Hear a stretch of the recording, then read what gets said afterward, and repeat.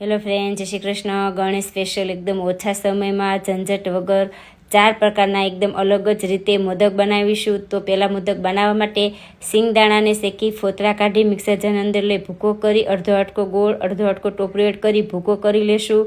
તો બાઉલની અંદર લઈ 2 ચમચી ઘી એડ કરી મિક્સ કરી લેશું.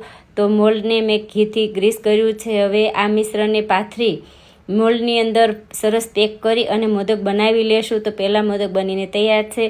બીજા મોદક બનાવવા માટે એક પેનની અંદર 2 ચમચી ઘી એડ કરશું. નાના કપના માપથી 2 કપ ટોપરાના છીણ એડ કરી 2 મિનિટ માટે શેકી એ જ કપના માપથી અડધો કપ મિલ્ક પાવડરને પણ થોડીવાર શેકી લઈએ.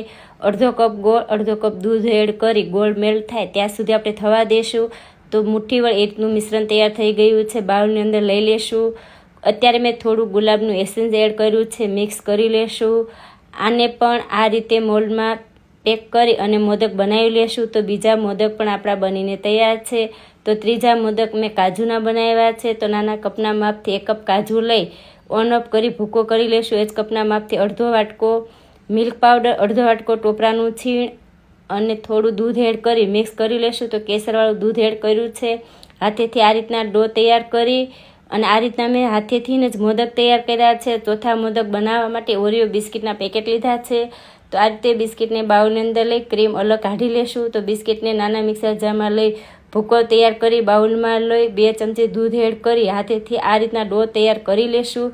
તો જે ક્રીમ વધ્યું છે એમાં મિલ્ક પાવડર ટોપરાનું છીણ થોડું દૂધ એડ કરી અને એનો પણ ડો તૈયાર કરી લેશું. તો બિસ્કિટના ડોને આ રીતે પહોળું કરી મોલ્ડની અંદર પહેલાં પહોળું પાથરી લેવાનું છે. પેક કરી વચ્ચે ક્રીમવાળું જે આપણે ડો તૈયાર કર્યો છે એને સરસ પેક કરી આ રીતના ઓરિયો બિસ્કિટના પણ મોદક બનાવી